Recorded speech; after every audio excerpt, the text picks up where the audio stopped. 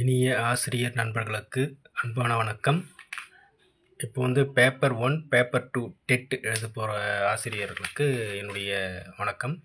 இப்போ தமிழில் பார்த்திங்கன்னா பேப்பர் 1 பேப்பர் 2க்கு சைக்காலஜி, தமிழ், இங்கிலீஷ், அப்போ சயின்ஸ் ஸ்டூடெண்ட்டு மேக்ஸ் ஸ்டூடெண்ட் பார்த்திங்கன்னா சயின்ஸு இல்லை மேக்ஸு.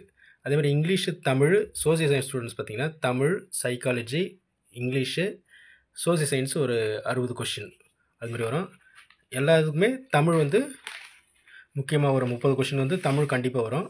அது 6th-லேருந்து 12th வரைக்கும் இருக்கிற புக்ஸை படித்தாலுமே போதும். தமிழ் நீங்கள் 30 கொஷினுக்கு குறைஞ்சபட்சம் 25க்கு மேலே ஈஸியாக எடுத்துடலாம். கொஞ்சம் ட்ரை பண்ணிங்கன்னா 28, 30 கூட அடிக்கலாம். நான் பார்த்தீங்கன்னா ஏற்கனவே 2017 டெட்டில் நான் பாஸ் பண்ணிட்டேன்.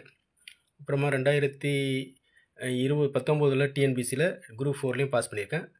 அப்புறம் குரூப் 4ல் பாஸ் பண்ணிவிட்டு அப்புறம் இப்போ ஜாபில் இருக்கேன். 2024 டெட்டு பாஸ் பண்ணவங்களுக்கு நியமன தேர்வு வச்சாங்க பார்த்தீங்களா, அதுலேயும் எழுதி இப்போ பாஸ் பண்ணிவிட்டு வேலையும் கிடைச்சிருக்கு, அப்பாயின்மெண்ட் ஆர்டரும் வாங்கிட்டேன். ஆனால் அந்த ஜாபுக்கு என்னால் போக முடியல. இந்த ஜாப்லேயே கண்டினியூ பண்ணுறேன். இப்போது பார்த்திங்கன்னா நான் தமிழ் இந்த நியமன தேர்வில் கூட நான் என்னுடைய நோட்ஸை வச்சு தான் நான் படித்தேன். ஏன்னா நோட்ஸ் எடுத்து படிக்கிறது தான் எனக்கு ஈஸியாக இருக்கும். ஆனால் இந்த நோட்ஸ் தான் நான் படித்ததுனால் இப்போது இந்த நியமன தேர்வில் பார்த்திங்கன்னா 30 கொஷினுக்கு ஒரு 27 கொஷின் போட்டிருக்கேன். நான் மொத்தம் டோட்டல் பார்த்திங்கன்னா 99 கொஷின் போட்டிருக்கேன். அதில் தமிழில் மட்டும் பார்த்திங்கன்னா 27 கொஷின் போட்டிருக்கேன்.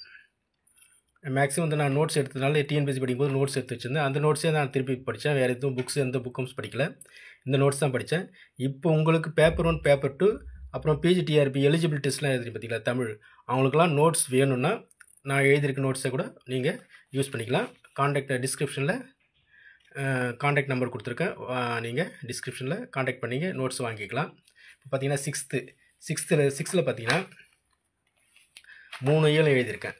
6th 3 இயல் எழுதியிருக்கேன்.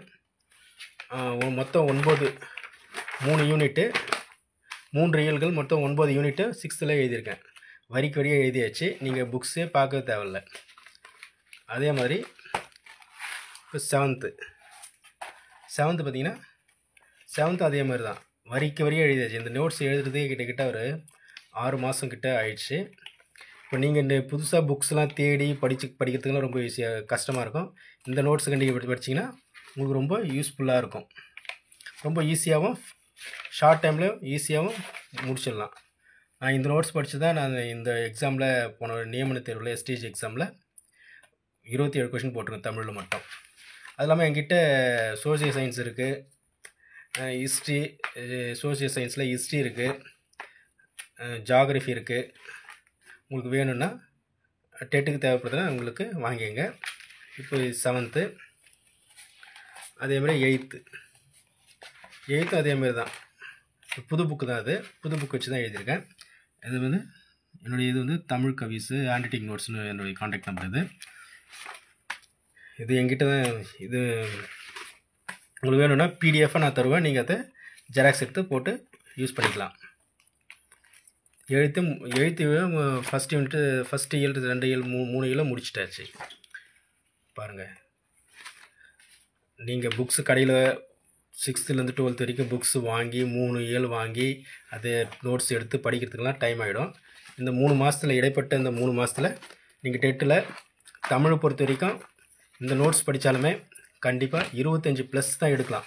நோட்ஸை படிக்கணும், ஆனால் படிக்காமல் எடுக்க முடியாது. இந்த நோட்ஸ் படித்தாலும் கண்டிப்பாக சாதாரணமாக 25 கொஷின் போட்டுடலாம். 25 கொஷின் சாதாரணமாக போட்டுடலாம், அது நான் கேரண்டி. ஏன்னா நான் கிட்டத்தட்ட 27 கொஷின் போட்டிருக்கேன். நான் சாதாரணமாக ஒரு 10 நாள் 15 நாள் தான் படிச்சிருப்பேன். அதை ரிவிஷன் பண்ணியிருப்பேன், அவ்வளோதான். நோட்ஸ் வேணுன்றவங்க இப்போ இது 9th அதேமாதிரி 10th.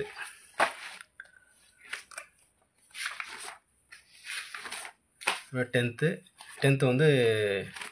8 யூனிட் 9 யூனிட் எல்லாம் எழுதியாச்சு. நோட்ஸ் வேணுன்றவங்க டிஸ்கிரிப்ஷனில் நம்பர் தந்திருக்கேன், நீங்கள் காண்டாக்ட் பண்ணி வாங்கிக்கலாம். 11th படிக்கணும். ஏன்னா 10th வரைக்கும் தான் சொல்லுவாங்க, ஆனால் 11th 12th கூட கொஷின் கேட்பாங்க. நீங்கள் எல்லாத்துக்குமே ரெடியாக இருக்கணும். இதை படிச்சிங்கன்னா நீங்கள் டிஎன்பிசி கூட ரொம்ப யூஸ்ஃபுல்லாக இருக்கும். டிஎன்பிஎஸ்சிக்கு சிலபஸ் மாறிடுச்சு. அதுக்கான நோட்ஸும் நான் ரெடி பண்ணி வச்சுருக்கேன். வேணுன்றவங்க காண்டாக்ட் பண்ணி வாங்கிக்கலாம். அதேமாதிரி ஜிகே டிஎன்பிஎஸ்சி சம்மந்தமான ஜிகே நோட்ஸும் எழுதி வச்சுருக்கேன். அப்புறம் வந்து டெட்டுக்கு தேவையான தமிழ் இது இருக்குது, சோஷியல் சயின்ஸும் இருக்குது, ஜாகிரஃபி அதுவும் வாங்கிக்கலாம். நீங்கள் அது படித்தாலுமே உங்களுக்கு ஈஸியாக டெட்டு ஈஸியாக பாஸ் பண்ணிடலாம். வேறு எங்கேயுமே நீங்கள் நோட்ஸ் தேடி அலைய வேண்டிய தேவையில்லை. வேணுன்றவங்க காண்டாக்ட் பண்ணி வாங்கிக்கலாம். நன்றி, வணக்கம்.